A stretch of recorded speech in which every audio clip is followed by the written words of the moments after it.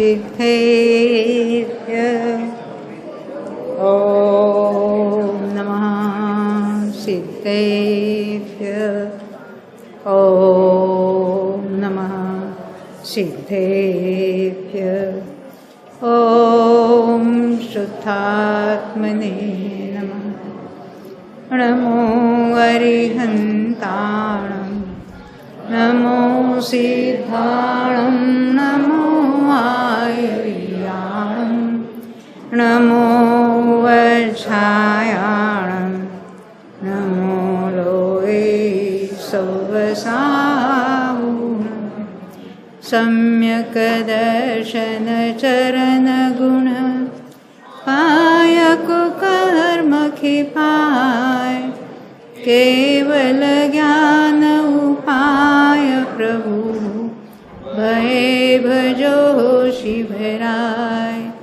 जिन वाणी के ज्ञान तय होत तत्व श्रद्धा चरण धारि केवल लहै पावे पद निर्वाण। नेमि चंद आह्लाद कर माधव चंद प्रधान नमो जासौ जासते जाने निज गुण धान। लब्धि सार को पाय के करि कै क्षपणा सार हो है प्रवचन सार सो समय सार अभिकार। जिनेंद्र भगवान की वाणी में हमें चारों ही अनुयोगों का उपदेश प्राप्त हुआ है। उसमें से कर्णानुयोग के कुछ विषयों का यहाँ हम अभ्यास करेंगे। कर्म के बारे में कुछ पारिभाषिक शब्द हम देख रहे हैं यहाँ पर। पहले कर्मों का बंध होता है। क्यों होता है? हाँ, हम निमित्त रूप से कहेंगे जीव के परिणामों से होता है, परंतु कर्माण वर्गणा स्वयं अपनी योग्यता से कर्मरूप परिणमित होती है। तो हम कहेंगे जीव के परिणामों के निमित्त से कर्माण वर्गणा स्वयं कर्मरूप परिणमित होती है। तो बंध होता है, तो उसमें हमने 4 प्रकार देखे थे। कौन बताना चाहता है? क्या? प्रकृति प्रदेश उदय में भी होता है, सत्ता में भी होती है। तो आपको प्रकृति बंध, प्रदेश बंध, स्थिति बंध, अनुभाग बंध। तो प्रकृति बंध और प्रदेश बंध क्यों होता है? योग के कारण होता है। तो योग क्या है? कंपन होता है, वो स्वभाव है के विभाव है। तो जहाँ जहाँ विभाव होता है वहाँ कर्म का उदय निमित्त पाया जाएगा। तो कौन से कर्मों के उदय में योग होता है? जो जिसको मालूम है वो जरा शांति रखे। नए लोगों को सोचना चाहिए। क्या मैंने पूछा? कौन से कर्म के उदय में योग होता है? कौन बताना चाहते हैं? बहुत सारे कर्म हैं जो सहयोगी को होता है, अयोगी को नहीं होता। क्योंकि सहयोगी तो या योग है, अयोगी को योग नहीं है। तो जो सहयोगी केवली को भी जो कर्म का उदय है, ऐसा कोई कर्म का उदय होगा उसमें योग हो रहा है। हाँ? शरीर नाम कर्म के उदय से। कौन सा शरीर नाम कर्म? औदारिक शरीर नाम कर्म के उदय में औदारिक के आहार वर्गणा का ग्रहण होता है। वैक्रियक शरीर नाम कर्म के उदय में उस जाति के आहार वर्गणा का ग्रहण होता है। आहारक शरीर नाम कर्म के उदय से उस जाति के कर्म का ग्रहण होता है। तो मेरा प्रश्न ये है कि औदारिक शरीर, वैक्रियक शरीर, औदारिक शरीर नाम कर्म, वैक्रियक शरीर नाम कर्म और आहारक शरीर नाम कर्म कौन सी वर्गणा से बने हुए हैं? आप कह रहे कार्बन वर्गणा, ये कहते आहार वर्गणा। हाँ, हम नाम कर्म की बात पूछ रहे। हमने क्या पूछा था? औदारिक शरीर नाम कर्म, वैक्रिक शरीर नाम कर्म और आहारक शरीर नाम कर्म कौन सी वर्गना, नाम कर्म कौन सी वर्गना से बनता है? अगर हम आपको पूछते कि औदारिक शरीर कौन सी वर्गना से बनता है, वही तो आहार वर्गना बात बराबर थी। हमने आपको तो प्रश्न ही पूछा था नाम कर्म बोल के, तो नाम कर्म कर्माण वर्गना से बना हुआ है। तो उसके उदय में क्या होता है, अपनी अपनी जाति के परमाणुओं का ग्रहण होता है। कर्माण शरीर नाम कर्म के उदय से कर्म का यानी कर्माण वर्गना कर्म रूप होती है, हम कहेंगे कर्म का ग्रहण होता है, कहेंगे हम, ऐसी पद्धति है कथन की। औदारिक शरीर नाम कर्म के उदय से वहां पर भी योग हो रहा है, तो कौन से परमाणु ग्रहण होंगे? ये शरीर के परमाणु आहार वर्गना का ग्रहण होगा, जो औदारिक शरीर रूप से परिणमित हो जाएगी। तो योग ये कौन से गुण का विभाव है?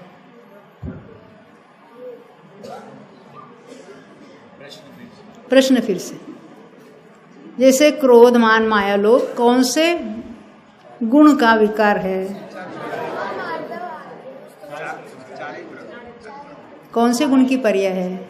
राग द्वेष कौन से गुण की पर्याय है? तो ये कंपन जो है जिसको हम योग कह रहे हैं, वो कौन सी गुण की पर्याय है? ये मेरा प्रश्न है। हाँ, योग गुण है। तो योग गुण के परिणाम को योग कह रहे और फिर भी उसको विभाव कह रहे, ये कैसी बात है? मैं आपसे पूछती हूँ भाई, आपको ब्लड प्रेशर है? नहीं है, आप कह रहे नहीं है। कोई डॉक्टर है कि यहाँ पर? ये कह रहे हमको ब्लड प्रेशर नहीं है। तो जिसको ब्लड प्रेशर नहीं होता उसको ये मृत घोषित करते हैं। तो हर एक को ब्लड प्रेशर है। हम ब्लड प्रेशर है कब कहते हैं? या तो हाई होगा या लो होगा, यानी हमको ब्लड प्रेशर की बीमारी है कब कहेंगे? हाई या लो। तो ये योग योग योग योग से बंद होता है जब कब कहेंगे? ये विभाव परिणमन जो योग है उसको कहेंगे। तो योग की स्वभाव रूप अवस्था क्या होगी? निष्कंप अवस्था, वो उसका स्वभाव है, और ये कंपन है उसका विभाव है। तो विभाव में कोई निमित्त होता है वहाँ पर। तो कौन सा कर्म है? शरीर नाम कर्म के उदय से वहाँ जीव में शक्ति उत्पन्न होती है। कौन सी? कर्म और नो कर्म को ग्रहण करने की शक्ति। जैसे लोह चुंबक में लोह को आकर्षण करने की शक्ति है, वैसे जीव में सिद्ध भगवान कितना कर्म ग्रहण करते हैं? क्यों नहीं? तो शरीर नहीं तो क्या हुआ? अरे पण अयोगी को भी शरीर है, फिर भी वो कर्म नहीं ग्रहण कर रहे, उनके योग नहीं है। योग यानी जिसको हम कहेंगे ये विभाव रूप योग है, वो नहीं है। स्वभाव रूप परिणाम, कंपन नहीं होगा, निष्कंप अवस्था है। और कषाय तो पहले ही चले गए, ख्याल में आती है ना बात। तो जहाँ हम विभाव की चर्चा करते हैं वहाँ निमित्त रूप से कर्म का उदय कहने में आता, कहने में ये होता ही है। अब हम आगे बढ़ते हैं। तो कर्म के उदय में ये जो योग हो रहा है, शरीर नाम कर्म के उदय में, औदारिक शरीर नाम कर्म का जब तक उदय है तब तक ये शरीर के परमाणु को ग्रहण होता है। कर्मान शरीर नाम कर्म का उदय है तब तक कर्म का ग्रहण होता है। तो कर्मान शरीर नाम कर्म का उदय कब तक है? कौन से गुणस्थान तक? 13वें तक है। तो उसको संयोग केवली भी कहा ना हमने, तो वहां तक बंद है, अयोग केवली को नहीं है। ख्याल में आती है ना ये बात। तो अभी वो योग के बहुत भेद प्रभेद है, उसमें क्या क्या होते हैं उसकी चर्चा अपना विषय नहीं है, उसके बहुत सारे अलग अलग शिविर हो चुके हैं। हमें कर्म से लगती हुई बातों की यहाँ चर्चा करेंगे। तो हमने देखा कर्मान शरीर नाम कर्म के उदय से यहाँ जीव में योग हो रहा है। कब से है वो? अनादि से है।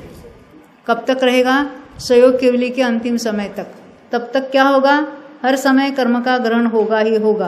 तो विग्रह गति में कर्म का ग्रहण होगा कि नहीं होगा? तो वहाँ योग तो है ही है, राग द्वेष होगे कि नहीं होगे? है। एक इंद्रियों के है, कोई कोमा में है, बेहोश हो गया है, तो हर समय हमें नहीं दिख रहा है ना। तो एक इंद्रियों के होगे कि नहीं होगे? राग द्वेष के परिणाम होगे, वहाँ भी कर्म बंध होगा।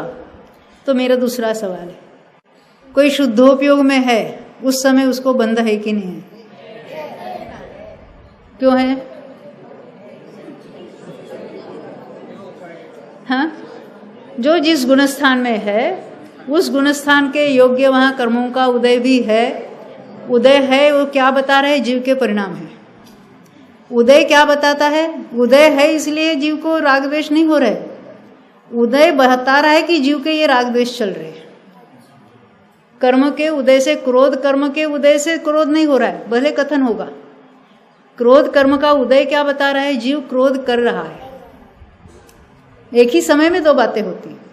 हम कथन कैसा करेंगे? क्रोध कर्म के उदय से जीव को क्रोध आता है, वहाँ हास्य के उदय में जीव को हंसी आती है, शोक के उदय में जीव शोकाकुल हो जाता है। ये कथन है, परंतु एक ही समय में दो बातें होती है। निमित्त नैमित्तिक संबंध एक ही समय में होने वाली दो बातों में होता है। उसके कारण ये हुआ, ऐसा नहीं है। तो कर्म का उदय बता रहा है कि जीव के ऐसे परिणाम चल रहे हैं। ऐसा भी कथन सुनने को आता है कि कर्म का उदय हो रहा है। किसका? मिथ्या तो कर्म का उदय हो रहा है और यहाँ जीव ने सम्यक तो प्राप्त किया। ऐसा होगा कि नहीं होगा? कि उसका लक्ष्य मत करो तो जीव को सम्यक तो होगा, ऐसा नहीं है। हाँ, वो कहाँ लागू होगा? आघाती कर्म में लागू होगा। जितना नाम कर्म का उदय है वैसे उसकी जो परिणति होनी है, वो शरीर आदि की रचना वैसे होगी। परंतु क्रोध का उदय चल रहा है और जीव क्रोध नहीं कर रहा है, ऐसा नहीं होगा। जब तक मिथ्यात्व का उदय, वो क्या बता रहा है? यहाँ जीव मिथ्यात्व कर रहा है, स्वयं अपनी योग्यता से कर रहा है। पर निमित्त से क्या कहेंगे? मिथ्यात्व कर्म के उदय से यहाँ जीव मिथ्यात्व रूप परिणमित कर रहा है। ऐसी पराधीनता संभव नहीं है। कोई परद्रव्य के कारण दूसरे द्रव्य का कार्य नहीं होता है। ये हमको मूल बात में स्वीकार करनी है। तो यहाँ क्या हो रहा है? अपनी बात चल रही है ना, ये कर्म का जो बंध होता है तो उसी समय कौन सी प्रकृति है, कितने प्रदेश बंधे हैं, उसी समय उसकी स्थिति यानी निषेक रचना होती है। ये निषेक शब्द हमने सुना है, उसकी जरा यहाँ बोर्ड पर देखेंगे तो आपको जरा ख्याल में आ जाएगा कि निषेक क्या होता है। यहाँ हमने निषेक रचना स्थिति को बताती है और यहाँ ये स्पर्धक रचना अनुभाग को बताती है। उसमें क्या क्या टर्मिनोलॉजी है, नाम क्या आते हैं, उसकी जरा चर्चा करेंगे। निषेक रचना में क्या है? ये नीचे है वो बंध का समय, सबसे नीचे ये आबादा काल के नीचे बंध का समय, वर्तमान समय। इस समय बंध हुआ तो अनंत कर्म परमाणु बंधे, कर्मरूप हो गए। तो उसमें इतनी स्थिति पड़ी। कितनी पड़ी? अंतिम निषेक जो परमाणु रूप है, अनेक परमाणु है, उनमें जितनी स्थिति थी उतनी स्थिति बंधी, ऐसा हम कथन करेंगे। मिथ्यात्व में मैक्सिमम लेते हैं 70 कोड़ा कोड़ी सागर का बंध हुआ, तो उसमें नीचे आबादा काल 70 कोड़ा कोड़ी के लिए 7000 यानी 7000 वर्षों की आबादा होती है। तो इतने काल तक उस समय में बंधे हुए कोई उदय में नहीं। पहले पुराने हैं, उनका उदय चल रहा है, तो कहते ये कहेंगे इसको आबादा काल। वो 7000 वर्षों का हम यहाँ कहेंगे इस एग्जाम्पल में। उसके बाद ये कहेंगे इसको पहला निषेक। हर निषेक में अनंत अनंत परमाणु है, पर इसकी स्थिति कितनी है? अभी बंधी हुई स्थिति कितनी है? 7000 वर्ष और एक समय। दूसरे निषेक की स्थिति 7000 वर्ष और 2 समय। अंतिम निषेक की स्थिति 70 कोड़ा कोड़ी सागर। सागर किसको कहते मालूम है? 10 कोड़ा कोड़ी पल्लों का एक सागर होता है। और पल्ले किसको कहेंगे? पल्ले वो खड्डा करना बड़ा, कितना? 1 योजन डायमीटर वाला, उतना ही ऊंडा, इतना खड्डा करना। खड्डा यानी पल्ले, उसको भर देना। किससे? कौन सा मेंढा? भोग भूमि का, वो भी उत्तम भोग भूमि का, वो भी 7 दिन के अंदर वाला, और पूरा बाल नहीं, बाल का अग्रभाग ऐसा जिसका दूसरा टुकड़ा न होवे, उससे वो ठसाठस भर देना। फिर क्या करना? हर 100 साल के बाद एक उसमें से रोम खंडे ने बाल का एक टुकड़ा निकालना। वो जब खड्डा खाली हो जाएगा तब उसको कहेंगे व्यवहार पल्य। क्या कहेंगे? तो व्यवहार पल्ले में जितने रोम खंड है उस एक एक रोम खंड को उसके कितने पीस बनाना, उसको किससे मल्टीप्लाई करना, असंख्यात करोड़ वर्षों के समयों से। हमने देखा ना 1 सेकंड में इतने समय होते हैं, तो वर्षों में कितने, असंख्यात करोड़ वर्षों के जितने समय है उससे उसको मल्टीप्लाई करना। तो जो संख्या आएगी वो है उद्धार पल्य। क्या कहेंगे? पहला वाला था व्यवहार पल्य, उससे असंख्यात करोड़ वर्षों के समयों से गुणा करेंगे, उस संख्या को कहेंगे उद्धार पल्य। उद्धार पल्यों में क्या नापते हैं? मध्य लोक के द्वीप और समुद्रों को नापते हैं। कितने हुए द्वीप समुद्र? जैसे हमारे जम्बू द्वीप, लवण समुद्र, हाथीखंड वगैरह वगैरह वगैरह, अंतिम स्वयंभू रमण समुद्र तक कितने द्वीप और समुद्र मिलकर कितने हैं? कितने असंख्यात? अभी उद्धार पल्यों में बताना है आपको।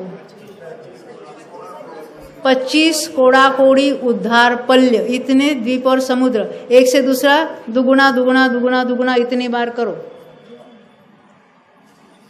मैंने बोला ना, हम सब असंख्यातों में अनंतों में ही अपना ही सब चलता है। ये हो गया उद्धार पल्य। उसके आगे वाला उसका नाम है अद्धा पल्य। अभी जितने उद्धार पल्यों के रोमखंड कहो या समय कहो, उसको असंख्यात वर्षों के, बीच में करोड़ मत लगाना, असंख्यात वर्षों के समय जितने होते उस संख्या से गुणा करो, तो जो संख्या आएगी वो आएगी अद्धा पल्य की संख्या। अद्धा पल्य, ऐसे 10 कोड़ा कोड़ी अद्धा पल्यों से एक अद्धा सागर होता है। जो कर्मों की स्थिति हम नापते हैं, देवों की आयु नापते हैं, नरकों की जो आयु बांधे 33 सागर का बंध किया, वो कौन सा वाला सागर है? अद्धा सागर। यानी वो कितनी बड़ी आयु होगी। और ऐसा एक समय में कोई उत्कृष्ट संकलेश से संगी पंचेंद्रिय बंद करता है मिथ्यात्व का, तो स्थिति कितनी पड़ी? 70 कोड़ा कोड़ी सागर। तो इतने निषेक बने, और हर निषेक में अनंत परमाणु, और एक समय में इतना बंधा, कितना वजन लगा? और मजे से वो परिणाम कर रहा है। और यहाँ करना नियोग पढ़ना है तो बोझा लगता है। वो परिणाम करने में कोई बोझा नहीं लगता है ना? कर्म पता ही नहीं ना कितने कर्म बनते हैं और उसका क्या क्या होता है। बाकी हम लौकिक में तो बराबर हिसाब करते हैं। कैसे? हर मार्च एंडिंग में हिसाब करते कि नहीं करते? 2 करते हैं, एक गवर्नमेंट के लिए, एक अपने लिए। और ये हमारे परिणाम क्या हो रहा है और कर्म में क्या हो रहा है उसका हिसाब कौन करेगा? उसके बारे में पता ही नहीं है, उसके बारे में अज्ञान है हमारा, और इसीलिए कर्म से डरते रहते हैं। जैसे हमारे छोटे छोटे बच्चे ना अंधेरे रूम से जाने से डरते हैं, फिर माँ उसको लाइट ऑन कर देती है तो मज़े से जाते हैं, फिर डर नहीं लगता। ऐसे ही कर्म के बारे में हमने कुछ न कुछ अलग गलत सोच के रखा है, सुन के रखा है। उसका सही ज्ञान हो जावे, उससे डरने की बात ही नहीं है। अरे वो तो अचेतन है, वो क्या हमारा बुरा करेगा? हम ही राग द्वेष रूप परिणमित होते हैं, मिथ्यात्व रूप परिणमित होते हैं, तो वो कर्म है, वो तो उसको कुछ अक्ल नहीं है। वो स्वयं परिणमित होते हैं, कर्म रूप से रहते। वो बता रहे हैं आपका, जैसे आपने हमारी फोटो खींची, हमने देखी, हमें बहुत गुस्सा आया। क्यों? हमने आंखें बंद की, और फोटो में आंख बंद है। अरे जब फोटो निकाली थी तो आपने आंख बंद रखी थी। तो ये कर्म क्या बता रहे? जब कर्म का बंद हुआ था तो आपके परिणाम ऐसे थे। वो किसी ने आके आपके जबरदस्ती कर्म नहीं वहां पर रखे कि कर्म का उदय हो जावे और हम दुखी हो जावे। कर्म का उदय क्या बता रहा है? जीव के परिणाम क्या थे जब बंधे थे, और उदय के समय में क्या हो रहा है अभी, वैसे क्या परिणाम है। अब उस समय कैसा सोचना, कैसे अपने आत्मा को भिन्न पहचानना, ये तो ट्रिक हमारे हाथ में है। कर्म क्या, उसका जैसा उसका उदय होता है, जैसी उसकी अवस्था है, वैसे स्वयं के कारण हो रही है। वो सोच समझ कर कुछ कर ही नहीं सकता है, क्योंकि उसमें ज्ञान है ही नहीं। और हमने ही माना है कि नहीं कर्म के कारण ये कर्म थोड़ा हट जाए, हल्का हो जाए तो हमें थोड़ा मार्ग मिल जाए। ऐसा कुछ नहीं है। जीव स्वतंत्र है, स्वाधीन है। सम्यक दर्शन प्राप्त करना सबसे सरल बात है, सहज बात है, सुलभ बात है, सुखकर है। फिर भी जीव ने उसको इतना कठिन मान के रखा है, क्योंकि सुधा परिसिद्धानुभूत सुनी हुई, भोगी हुई, परिचित तो हम उससे है, ऐसी बातें एक दूसरे से सुनता है, एक दूसरे को समझाता है। और ये बातें किसकी? अपने आत्मा की बात कभी सुनी नहीं है, समझी नहीं है और उसका अनुभव नहीं किया, इसलिए उसको दुर्लभ और कठिन कहा है ही नहीं वैसा। तो हम कर्म की बातें, कर्मों के नाम याद करने के लिए नहीं सीखना है। हम कर्म से भिन्न है, उसके उदय में होने वाली बातें उसमें, और उससे मेरा कोई संबंध नहीं है, मैं तो अपने में परिपूर्ण हूँ, ये हम कैसे समझ सकते हैं? इसके लिए हमको कर्म को समझना है। फिर भी निमित्त रूप से वहाँ है तो उसके हम नाम भी सीखेंगे, उसमें क्या क्या बातें होती उसको भी सीखेंगे, है ना। तो ये कर्म को, इतना सारा कर्मकांड पढ़ने के बाद एक बात ख्याल में आनी चाहिए, क्या है? कर्म जुदा है, मैं जुदा। ये बात एक बार ख्याल में रखो, उसकी वो नाम याद हो जावे नहीं याद, कोई चिंता नहीं है। मैं तो हमेशा कहती हूँ, कर्म का जो कोई थियरी है, करणानियोग के बहुत सारे मूल सिद्धांत है, नियम है, उसको सुनते हैं, समझते हैं, पढ़ते हैं, तो वो क्या कहना चाहते हैं उसको अगर हम समझेंगे तो बहुत हो गया। ये सभी बातें याद करने की, रटने की बातें है ही नहीं, समझने की बात है, समझने की मुख्यता से पढ़ना इसको। आपने अभी कहा था पहले लेक्चर में कर्मों का आपको क्षय करना है और उपशम करना है, तो क्या करना है ये पूछिए। अच्छा, आप प्रश्न पूछ रहे हैं कर्म का क्षय करना है कि उपशम करना है, ये हमने आपको पूछा था, है ना। क्या करना है कल्पमन में? आपको एक ऑप्शन दिया, कर्म का उपशम करोगी कि क्षय करोगी, बोलो। हाँ, क्या कह रही? हाँ, वो कहते मेरे हाथ में नहीं है। क्यों नहीं है? वो कर्म जुदा द्रव्य है, मैं स्वयं चेतन द्रव्य हूँ, हम उसका कुछ कर ही नहीं सकते। पहले ये समझना है। पहले उपाय क्या है?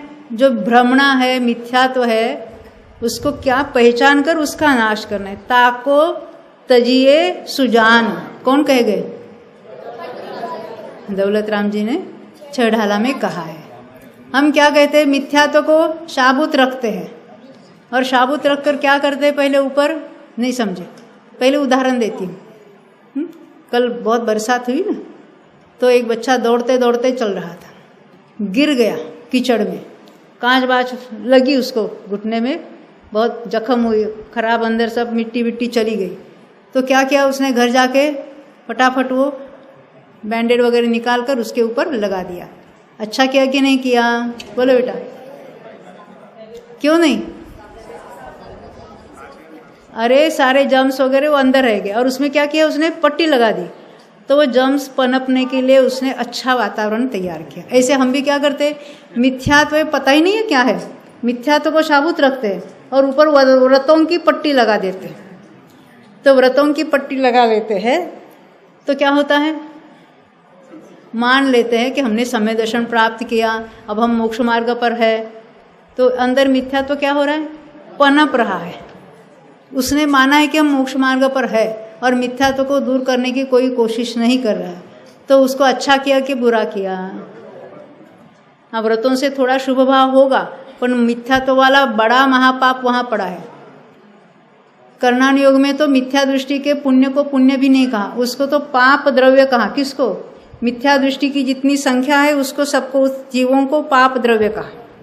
पहले 3 गुणस्थान तक के जीवों की जितनी संख्या उसको कहेंगे इतना पाप द्रव्य है, और पुण्य द्रव्य 4थे गुणस्थान के ऊपर वो पुण्य द्रव्य है, यानी जीवों की संख्या। यानी मिथ्यात्व सहित कितना भी शुभ भाव क्यों न करे, वो सब पाप में चला जाएगा, क्योंकि इतना बड़ा पाप है, उसके सामने इतना सा पुण्य करे। जीवों को बचाना पाप है कि पुण्य है?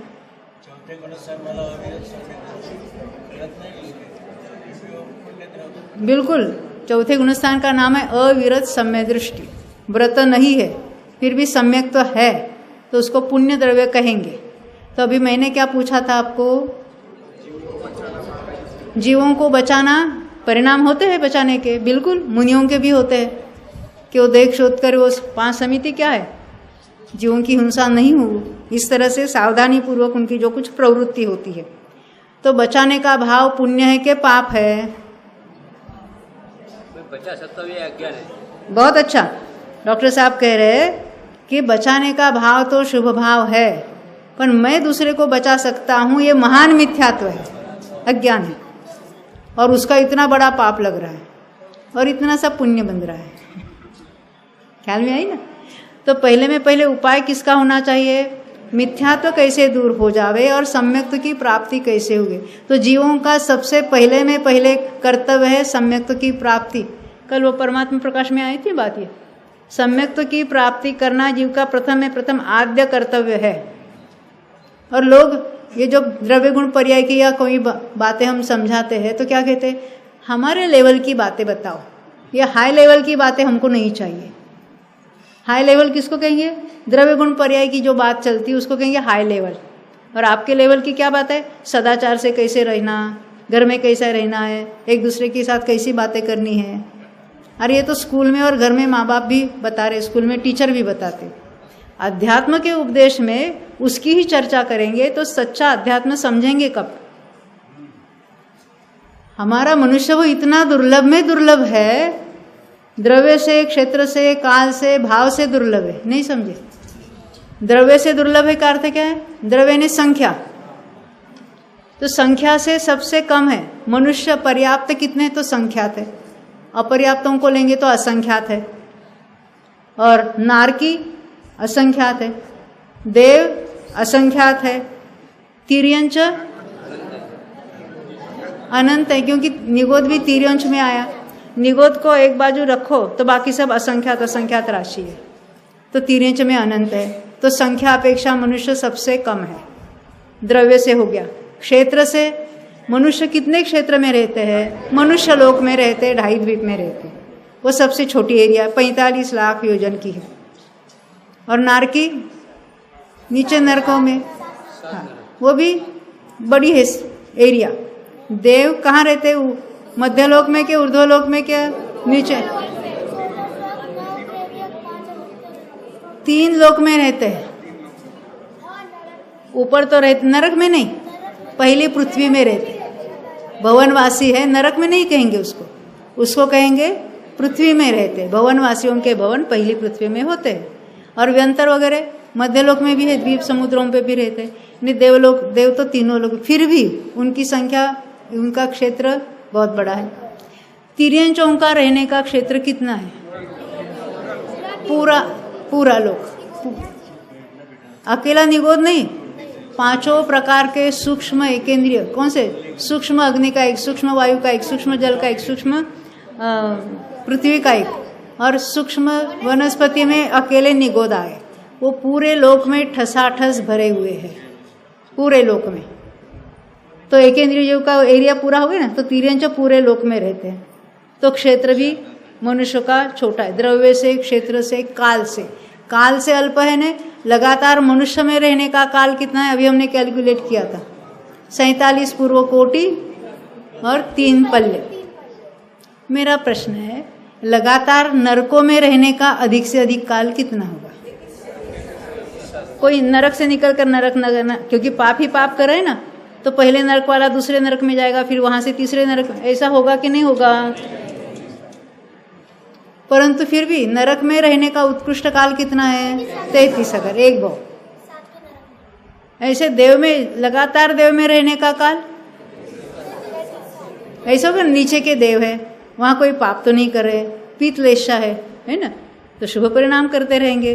वो पहले स्वर्ग के देव ऊपर जाएंगे, वहां से और थोड़े ऊपर जाएंगे, लास्ट में सर्वार सिद्धि। वहां तो मोक्ष है नहीं, क्योंकि ना सिद्धालय कितना नजदीक है, तो वहां से डायरेक्ट जाएंगे कि नहीं? वो ऊपर नहीं जाते, एक भाव 33 सागर का। अब तिर्यंच में रहने का उत्कृष्ट काल कितना है? नहीं, हाँ, एकेंद्रिय तिर्यंच है क्या? कौन से है? एकेंद्रिय जीव क्या है? तिर्यंच है कि नहीं? तो एकेंद्रिय में, द्विंद्रिय भी सब, बाकी स्त्रसों में रहने का तो लिमिटेड काल है। असंख्यात पुद्गल परावर्तन, एक पुद्गल परावर्तन भी अनंत काल है, ये बहुत बड़ा अनंत है वो। तो असंख्यात, 1-2 नहीं, असंख्यात बार ये पुद्गल परावर्तन किए, वो लगातार एकेंद्रिय में ही रहा, ये हो सकता है। मोक्ष मार्ग प्रकाशक में ऐसा लिखा है कि जो त्रस जीव है और वो बाय चांस वो एकेंद्रियों की योग्य परिणाम करके एकेंद्रियों में चला जाता है, तो वहाँ कितना काल बिताएगा उसका कोई प्रमाण नहीं। एक बार ऐसा हुआ, जयपुर शिविर में आए थे हम भाई, और हमें बुलावा आया अन्ना जी से, अन्ना जी ने ब्रह्मचारी यशपाल जी जैन, तो उन्होंने हमको बुलाया, हम दोनों गए वहाँ। तो सारे विद्वान उनके रूम में ऐसे बैठे थे और वहाँ चर्चा चल रही थी। उन्होंने बोला देखो पंडित टोडरमल जी को भी कोई प्रमाण नहीं मिल रहा है। तो वहाँ क्या लिखा था मोक्ष मार्ग प्रकाशक में, कोई जीव एकेंद्रिय में चला जाएगा तो कितना काल बिताएगा उसका कोई प्रमाण नहीं है, यानी उतना कोई हिसाब नहीं है, इस अर्थ में था। प्रमाण शब्द के अलग अलग अर्थ आते हैं। जैसे हमारे रमेश भाई के पास कितने पैसे प्रमाण नहीं। हाँ। कोई बोल रहा है, हाँ आपने पूछा 2000 सागर में मनुष्य के भाव संख्यात कैसे हो सकते हैं। हम पूछेंगे कषाय पहाड़ वालों को।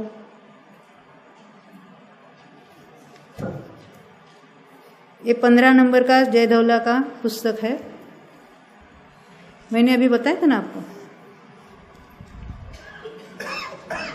कोई भी क्षपक है उसकी सत्ता में असंख्यात एकेंद्रिय संबंधी भव, यानी एकेंद्रियों के कितने भव, 1 2 3 4 ऐसे असंख्यात एकेंद्रियों के असंख्यात भवों में बंधे हुए कर्म उसकी सत्ता में, क्षपक के, भले वो तीर्थंकर होने वाला जीव क्यों न हो, 90वें गुणस्थान तक उसके इतने कर्म सत्ता में है।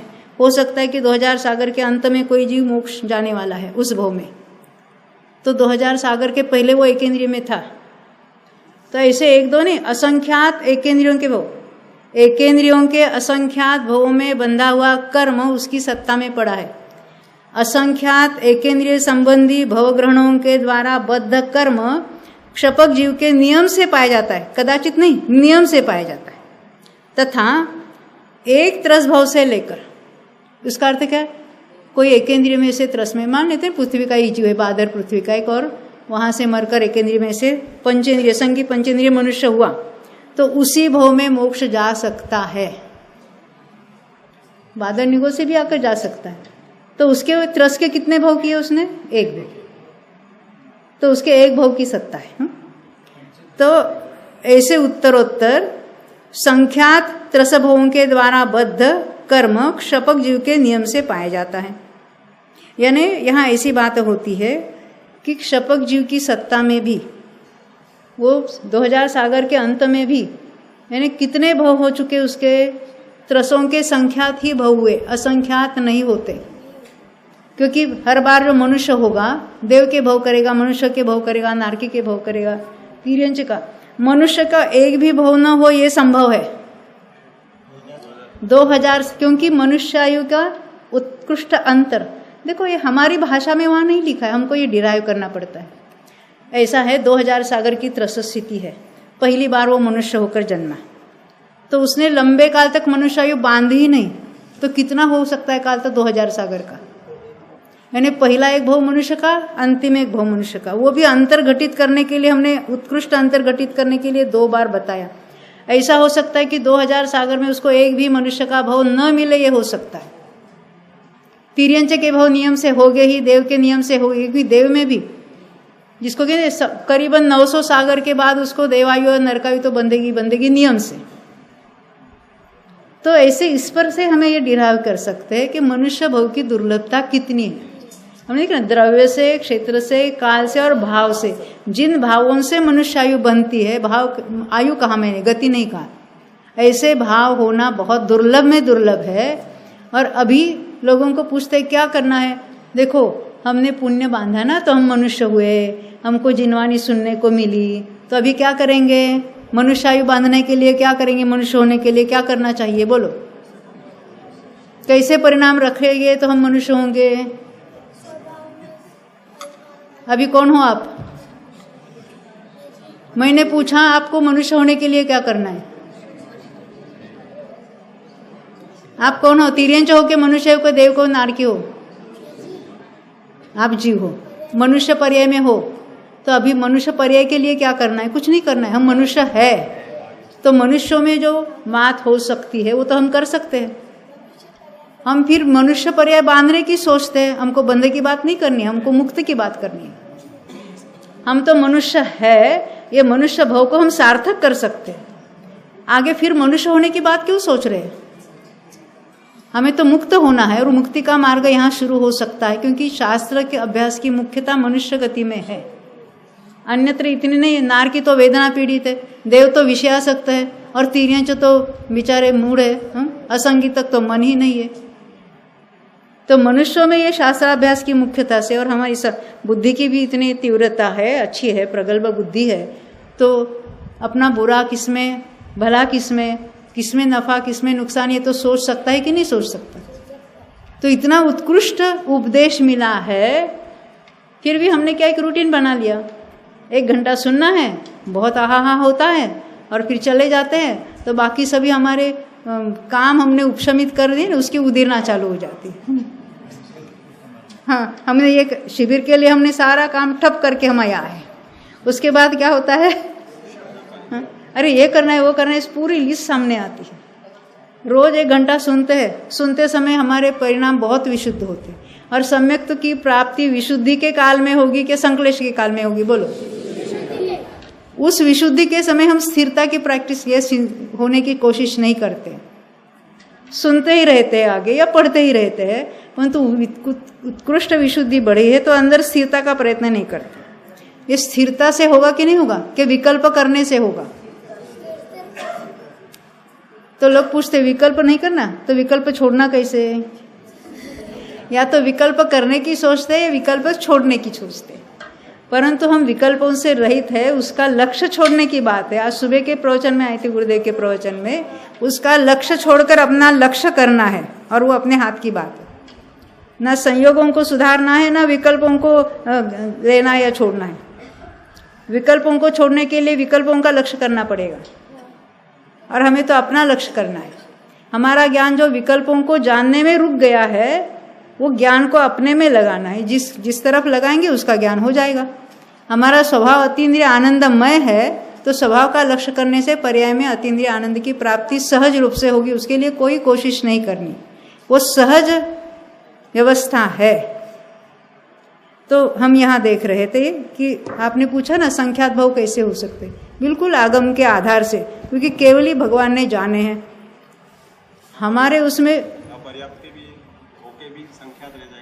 बिल्कुल अपर्याप्त और पर्याप्त मिलकर भी त्रसों के संख्यात ही भव होंगे, क्योंकि बीच बीच में नारकी के भी होंगे, वो तो सागरों के हो जाते हैं। अभी आगे बढ़ेंगे हम।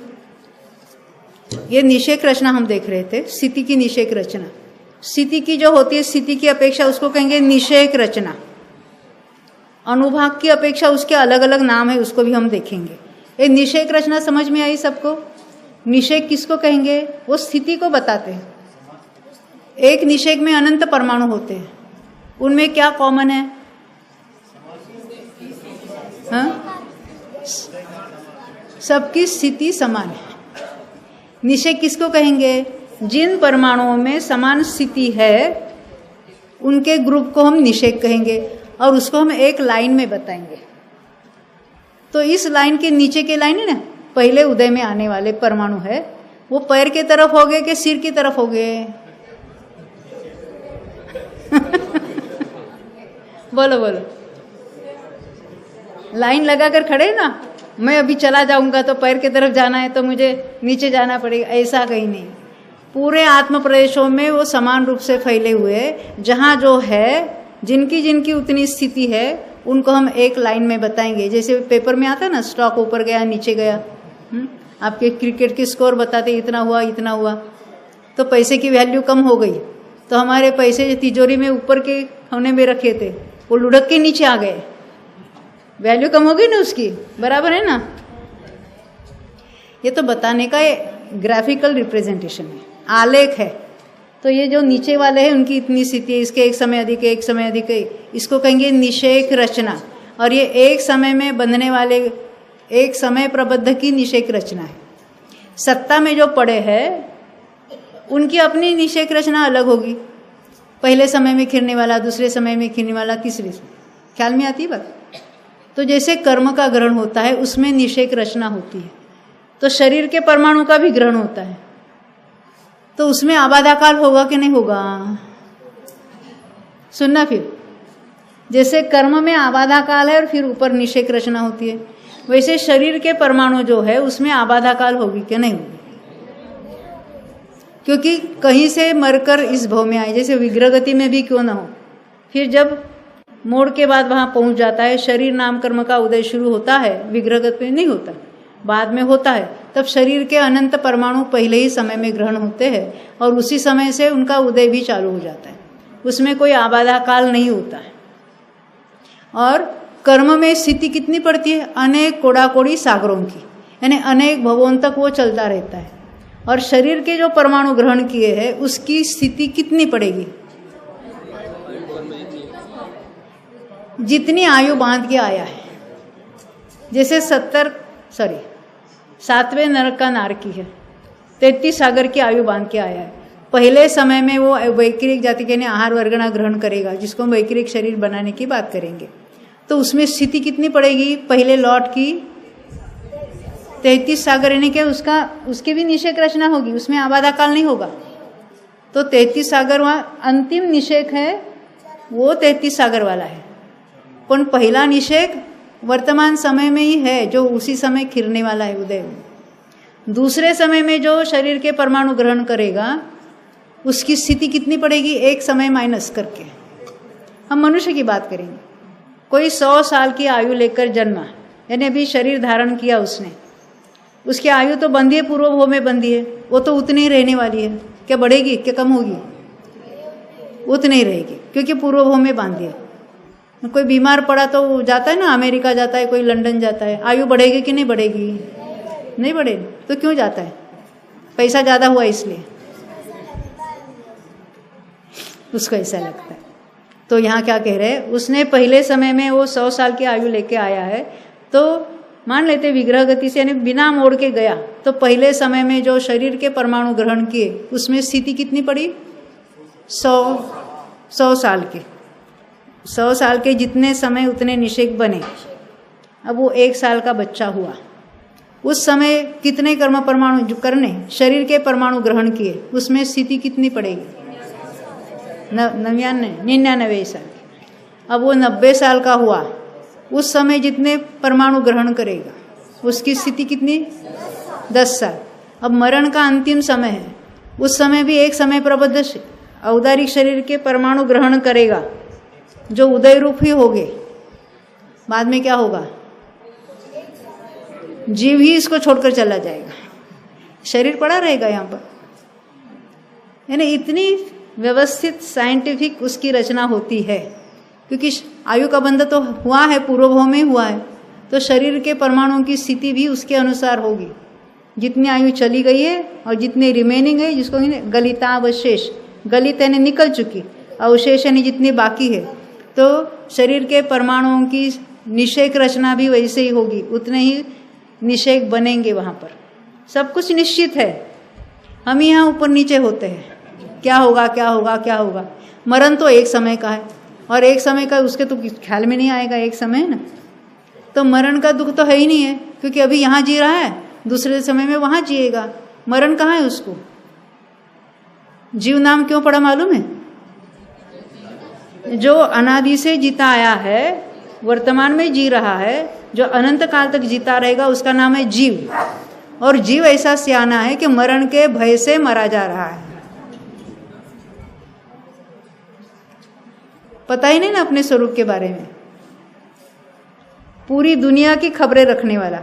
ये न्यूज़ चैनल सबसे ज़्यादा चलते हैं, और यहाँ जीव क्या करता है? इधर क्या चल रहा है, उधर क्या चल रहा है, उधर क्या चल रहा है, पूरी दुनिया का खबर रखने वाला है। स्वयं अपने से बेखबर है, अपना स्वरूप ही नहीं समझता है, और दुनिया में ही उसको रस है। तो हम ये बात देख रहे थे, ये जो निषेक रचना हो रही है, ये स्थिति को बताने वाली है। उसी समय अनुभाग भी बनता है। तो अनुभाग में क्या बात हो रही है? उसके कुछ शब्द हैं। यहाँ तो हमने कहा है स्पर्धक, पर स्पर्धक होते क्या है? तो कर्म परमाणु है। एक एक सिंगल परमाणु को हम कहेंगे वर्ग। क्या कहेंगे? वर्ग। यानी उसमें अपना अपना अनुभाग है, फल देने की शक्ति जितनी कुछ डिग्री में है, तो उसको क्या कहेंगे हम? अविभाग प्रतिच्छेदों में उसकी शक्ति नापेंगे। कर्मों की शक्ति कर्म के अविभाग प्रतिच्छेदों में नापेंगे तो एक एक परमाणु में अपने अपने अलग अलग वो जो अविभाग प्रतिच्छेद है उसकी शक्ति है। तो जिनमें जिनमें उसको कहेंगे वर्ग, जिन जिन परमाणुओं में समान शक्ति है हम डिग्री में कहेंगे। फॉर एग्जाम्पल आपको कहेंगे 100 डिग्री, तो जिसमें जिसमें 100 डिग्री है उसके परमाणुओं को हम एक लाइन में लिख देंगे। जैसे हमने निषेक को रखा था वैसे उसको कहेंगे वर्गणा। जिनमें जिनमें समान अनुभाग होते हैं ऐसे कर्म परमाणुओं के समूह को हम कहेंगे वर्गणा। वो कारमान वर्गणा, आहार वर्गणा उसके साथ कंपेयर मत करो, ये कर्म ऑलरेडी हो चुका है उसकी बात हो रही है। तो ये हो गया वर्गणा। तो वर्गणा के बाद अच्छा अनुभाग वाली बात है, ठीक है। 4 नंबर का चार्ट आपके उसमें देखना पहले आपके पास जेरोक्स है ना, उसमें किसको क्या कहना उसकी बात हम वहाँ से पढ़ेंगे। फिर बाद में यहाँ पर भी चार्ट लगाया जाएगा, बाद में यहाँ देखना आपको। वर्ग में सिर्फ कर्म परमाणु ही लेना है, स्कंद नहीं लेना। वर्ग में स्कंध नहीं लेना, हाँ। और वर्ग ये टर्मिनोलॉजी केवल कर्मों के बारे में नहीं है। जब योगों की योग स्थानों की बात होगी आत्मा के प्रदेश को वर्ग कहेंगे और उसमें विशिष्ट योगों की शक्ति है। योग की शक्ति भी हम उसके अविभाग प्रतिच्छेदों में नापेंगे। तब योगों का जहाँ वर्णन होता है वहाँ पे भी वर्ग, वर्गणा, स्पर्धक ऐसे शब्द आते हैं, उसकी चर्चा अभी नहीं करेंगे। अभी कर्मों के बारे में हम सीख रहे हैं, ये टर्मिनोलॉजी है। अभी हम कर्म के बारे में सीख रहे हैं, तो कर्म अभी हो गए ना, कारमान वर्गणा कर्मरूप हो चुकी है। अब ये जो कर्म परमाणु में अपनी अपनी फलदान शक्ति है, तो फलदान शक्ति हम अविभाग प्रतिच्छेदों में नापेंगे। तो यहाँ देखो अविभाग प्रतिच्छेद किसको कहना, अविभाग जिसका दूसरा विभाग नहीं होता, और प्रतिच्छेद ऐसा शक्ति का सबसे सूक्ष्म अंश हम कहेंगे स्मॉलेस्ट यूनिट ऑफ जो पावर जो कुछ है, शक्ति का सबसे किस में हम नापेंगे। जैसे हमको डिस्टेंस नापना है, किस में नापेंगे, किलोमीटर या योजनों में नापेंगे। उसका स्मॉलेस्ट यूनिट करना है हम डिस्टेंस का, अरे मिलीमीटर में नापेंगे, है ना। अब हमको वजन नापना है, आप कहेंगे किलोमीटर में, टन में नापेंगे। स्मॉलेस्ट यूनिट ग्राम में नापेंगे कि नहीं। ऐसे यहाँ हमको शक्ति नापनी है तो उसका स्मॉलेस्ट यूनिट क्या है, अविभाग प्रतिच्छेद। किसकी बात हो रही है, कर्मों की। जब हम ज्ञान की बात करेंगे तो प्रत्येक ज्ञान गुण की जो पर्याय होती है वो भी किसी के हीन है किसी के अधिक है, किस में नापेंगे, ज्ञान के अविभाग प्रतिच्छेदों में। जैसे हम सूक्ष्म निगोदी लब्धि अपर्याप्त जीव को जघन्य यानी मिनिमम ज्ञान होता है, तो उसमें अविभाग प्रतिच्छेद कितने होते हैं, कितने अनंत होते हैं। तो उसमें अनंत है तो हमारे में कितने हो गए, तो केवल ज्ञानी में कितने हो गए। ये अविभाग प्रतिच्छेदों में नापा जाता है। तो कर्म की शक्ति अविभाग प्रतिच्छेदों में नापते हैं। अविभाग प्रतिच्छेद यानी कर्म की शक्ति नापने का यूनिट है, छोटा में छोटा यूनिट। वर्ग, यहाँ कर्म परमाणु को वर्ग कहा। मैक्सिमम केवल ज्ञान होगा, मिनिमम क्या होगा, मिनिमम जो है उसको पर्याय ज्ञान कहते हैं। ज्ञान के जो अविभाग प्रतिच्छेद मिनिमम। ऐसा कोई जीव है ना जिसको ज्ञान ही नहीं होगा, कोई नहीं है। तो कम से कम ज्ञान वाला कौन सा है, निगोद। कौन सा, सूक्ष्म निगोद लब्धि अपर्याप्त। और उसमें भी ज्ञान के बहुत सारे वेरिएशंस हो गए, उसमें भी मिनिमम ज्ञान वाला जिसका नाम है पर्याय ज्ञान। गुरुदेव की भाषा में अक्षर नो अनंतमो भाग। ये अक्षर क्या है वो चर्चा कभी और समय में करेंगे। देखो यहाँ बोर्ड पर देखना, अविभाग प्रतिच्छेद किसको कहते हैं, शक्ति का सबसे सूक्ष्म अंश। जिस शक्ति को नापना है, कर्म की हो या जीव के ज्ञान की हो, श्रद्धा की हो, उसके अपने अपने अविभाग प्रतिच्छेद अलग अलग होते हैं। अभी यहाँ हम कर्मों की बात कर रहे हैं, कर्मों के अनुभाग की बात कर रहे हैं। तो वर्ग किसको कहेंगे हम, कर्म परमाणु की अपेक्षा अविभाग प्रतिच्छेदों का समूह। क्योंकि प्रत्येक कर्म परमाणु में अपनी अपनी फलदान शक्ति कितने डिग्री में है, कितने अविभाग प्रतिच्छेदों में है। तो एक कर्म परमाणु को हम एक वर्ग कहेंगे। मुझे बताना समय होने के बाद कितना काल, 15 मिनट है। अच्छा ठीक है। तो हमने वर्ग क्या देखा, किसको वर्ग कह रहे हैं यहाँ पर? एक एक कर्म परमाणु को एक एक वर्ग कहेंगे। जैसे हमने निषेक में क्या देखा था, आपकी याद देखना पहले। निषेक किसको कहेंगे? जिनमें समान स्थिति होती है उसको हम निषेक कहेंगे। तो जिसमें जिसमें समान अविभाग प्रतिच्छेद होते हैं ऐसे वर्गों के समूह को हम वर्गणा कहेंगे। क्या कह रहे हैं यहाँ पर? जिसमें जिसमें समान अनुभाग है, अनुभाग समान है, उन परमाणुओं को हम एक लाइन में लिखेंगे तो उसका कहेंगे वर्गणा। वर्गणा क्या है? वर्गों का समूह। कौन से वर्ग? समान अविभाग प्रतिच्छेद वाले वर्गों के समूह को हम वर्गणा कहेंगे। अब हम वर्गणाओं को एक लाइन में नीचे से ऊपर तक लिखेंगे। नीचे की वर्गणा में जितने अविभाग प्रतिच्छेद है, अभी अविभाग प्रतिच्छेद यानी शक्ति, उससे उसके दूसरे उसके ऊपर के उसमें क्या होगा? अविभाग प्रतिच्छेद ज्यादा हो गए कि कम हो गए? ज्यादा हो, बढ़ेंगे। एक एक अविभाग प्रतिच्छेद बढ़ेगा, उसके ऊपर और एक अविभाग प्रतिच्छेद है, एक एक से बढ़ेगा। मूल में कितने? अनंत है, अनंत में एक बढ़ा, अनंत में दो बढ़े, अनंत में तीन बढ़े, तो ऐसे अनंत बढ़ेंगे। यानी वर्गणा कंटिन्यूएशन में कैसी? एक एक से बढ़ती हुई, एक एक। हम अभी उसको 100 का एग्जाम्पल लेंगे। यानी पहली जो वर्गणा है उसमें 100 अविभाग प्रति 100 डिग्री कहेंगे हम अपनी भाषा में, शॉर्ट में बताना है ना। फिर 101 डिग्री, 102, 103, 104, हम 4 ही समझते। यानी कितने हुए? अनंत हुए। बाद में क्या होता है? आगे की जो वर्गणा है ना उसमें क्या होगा? 100 से 104 देखे, वहाँ डायरेक्ट 200 से शुरुआत होगी, तो वो वर्गणा से हम आगे का स्पर्धक कहेंगे। बीच में अविभाग प्रतिच्छेदों का इतना अंतर है, गैप है।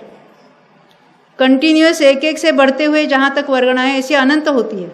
मूल में अनंत है ही है अविभाग प्रतिच्छेद, एक एक से बढ़ते हुए हमने उसको 4-5 ही बताई, 100, 101, 102, 103, 104।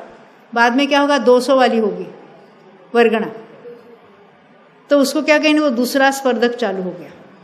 उसमें 200, 201, 202, 3, 4, फिर क्या होगा? 300 से शुरू होगी तीसरा स्पर्धक।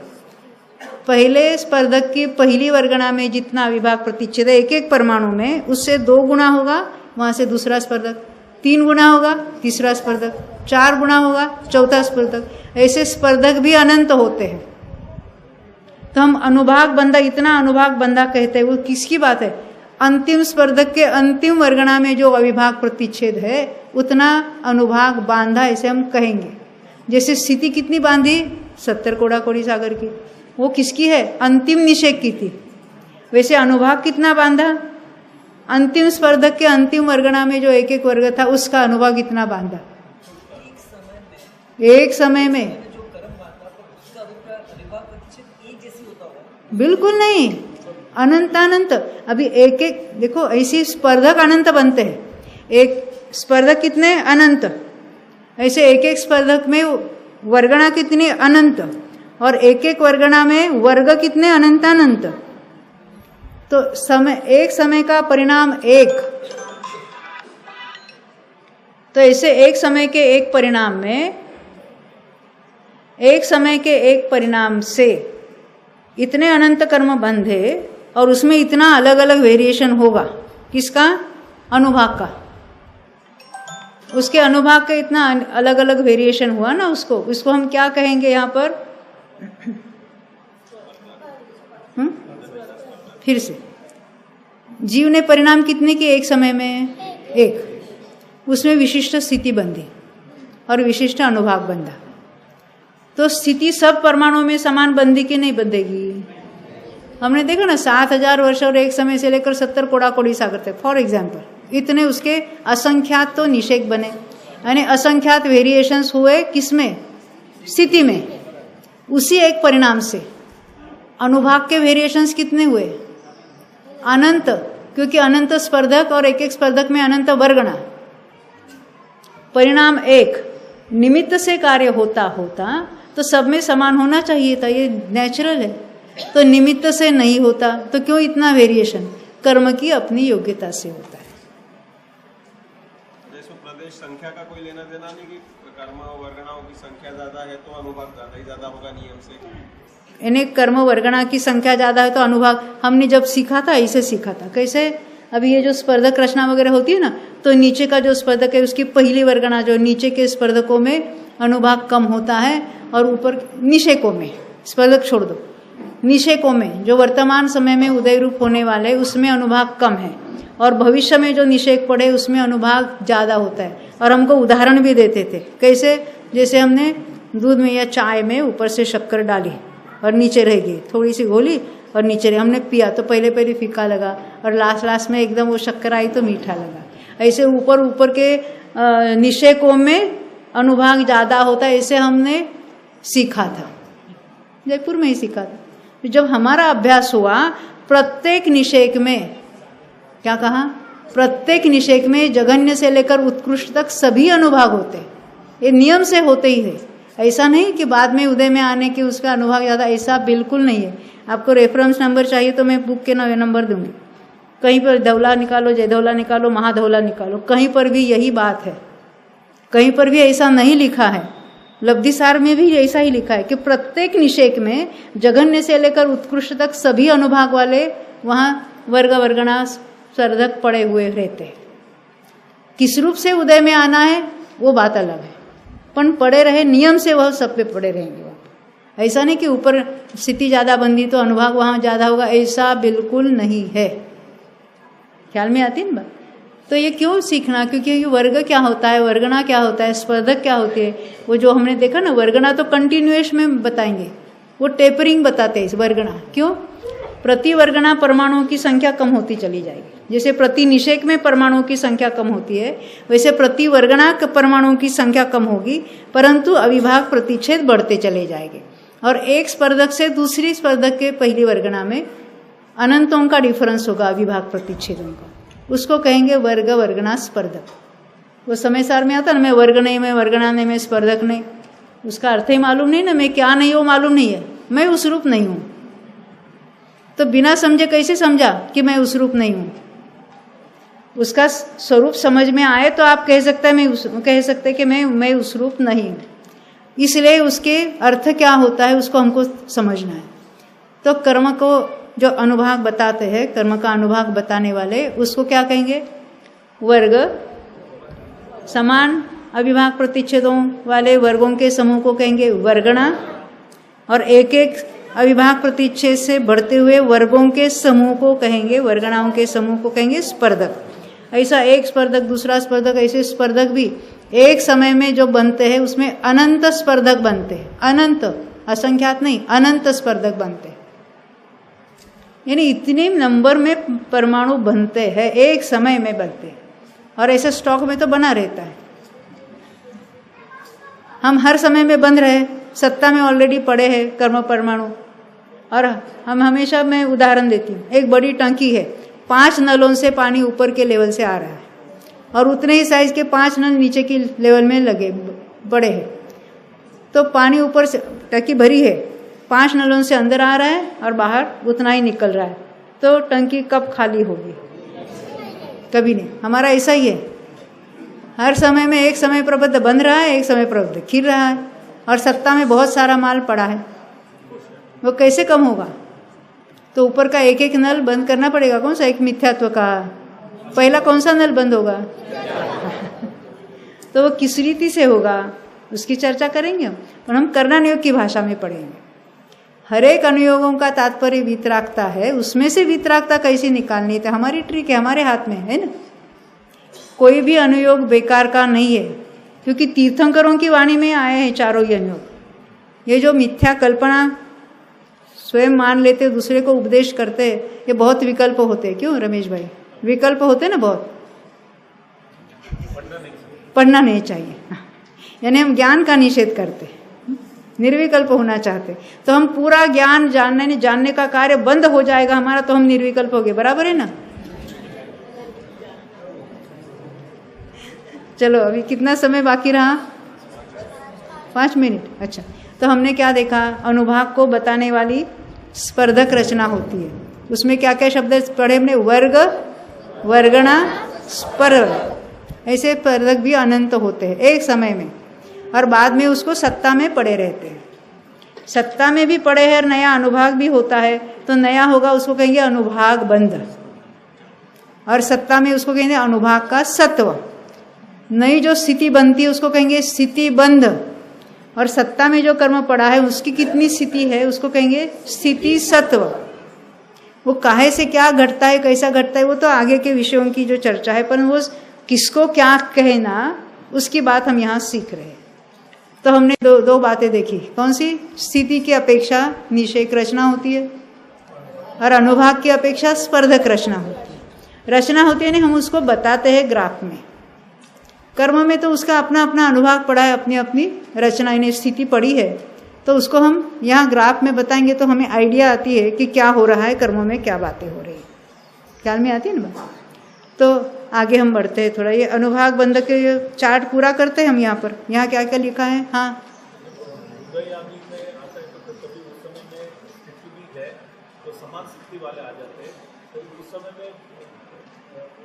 फल देने की शक्ति प्रत्यक्ष है, तो फिर कैसे होगा? क्योंकि आपने बोला एक निषेक में जगन्य से लेके, देखो मैं आपका प्रश्न समझी। हमने देखा है इतने सारे, वो गई क्या निषेक रचना, ठीक है ना, ये आपके हाथ में ना निषेक रचना वाला चार्ट, कौन सा? 3 नंबर का। उसमें 1 निषेक 2 निषेक, अभी वर्तमान में 1 निषेक उदय रूप आ रहा है, उसमें स्पर्धक कितने अनंत है, जगन्य से लेकर उत्कृष्ट है। तो आपका ये प्रश्न है, तो उसको फल किस रूप से मिलेगा, यही प्रश्न है आपका। तो देखो जिस रूप से होना है तो उस रूप से बाकी परमाणु जो मध्यम मान लेते हैं, मध्यम अनुभाग रूप से उदय में होना आने वाला है, तो तीव्र अनुभाग रूप वो भी उस रूप से होते हैं, मंद अनुभाग वाले भी उस रूप होते हैं, उस विशिष्ट अनुभाग रूप से उदय होता है। उसमें कितने ही कर्मों की ऐसी बात है, जैसे जीव के परिणाम यहाँ होते हैं वैसे वहाँ उदय भी बदलता है। देखो तत्व विचार के काल में, प्रायोगिक लब्धि में आपने सुना होगा, या प्रथम उपशम सम्यक की बात हमने जब यहाँ सिखाई थी, तो यहाँ जीव के परिणाम में क्या हो रहा है? विशुद्ध विशुद्ध हो रहा है। पहले तो शुभ भाव रूप विशुद्ध थी, बाद में क्या है? तत्व ज्ञान संबंधी निर्मलता हो रही है। जितनी यहाँ निर्मलता बढ़ती है उतनी विशुद्धि बढ़ती है। वहाँ सहज रूप से क्या हो रहा है? और कर्मों में जो अप्रशस्त कर्मों का अनुभाग अनंत गुणाहीन होकर उदय में आता है। क्यों? सहज रूप से। जीव ने क्या किया? जीव तो तत्व विचार में तद्रूप होकर परिणमता है, कर्मों में ये बातें सहज रूप से होती। जो उदय रूप अनुभाग है, अनुभाग का जो उदय है किसमें? अप्रशस्त में। पाप प्रकृतियों का अनुभाग मंद होकर उदय में आता है। ज्ञानावरण का अनुभाग भी घटता है, इन्हें ज्ञान खिलेगा कि नहीं खिलेगा? अब मोहनी का भी अनुभाग घटता है, तो मिथ्या तो भी सूक्ष्म हो रहा है कि नहीं हो रहा है? और कषाय भी मंद हो रहे हैं ना, तो उनका कर्मों का अनुभाग भी वहाँ वैसा घट रहा है। ये सहज रूप से ऐसी बातें होती है। जीव को कर्मों में कुछ करना ही नहीं, वो तो कर ही नहीं सकता है। पर जीव के परिणाम के अनुसार कर्म किस अनुभाग रूप से उदय में आएंगे वो निर्भर है उस पर। तो हम कहेंगे कर्म का ऐसा उदय आया तो जीव ने ऐसे परिणाम किए। जीव उल्टा सोचता है। जीव ऐसा सोचता है कि उसके कारण वहाँ नहीं हो रहा, वो उसके कारण यहाँ पराधीन हो गया जीव। कर्म का उदय ऐसा है तो हमको ऐसा करना पड़ता है। ऐसा बिल्कुल नहीं है। एक कर्म की थियरी जान जाए ना तो बिल्कुल निर्भर निश्चिंत हो जाएगी। कुछ नहीं करता है कर्म, ये सहज रूप से उसमें, क्योंकि उसके बारे में अज्ञान है, इसलिए हम डरते हैं और कर्म के नाम से एक दूसरे को कोई उपदेश भी देते हैं। अब हो गया ना समय अपना, चलो रुकेंगे। हो गया ना? कितना कभी शुरू किया था? कितना समय हुआ? हो गया? अच्छा ठीक है, ठीक है। बाकी चर्चा और जो प्रश्न है ना वो लास्ट घंटे में हम रखेंगे। 6:45 बजे हमको मिलना है यहाँ पर, 6:45 को। बाकी चर्चा शाम को। बोलो 2400 भगवान जय।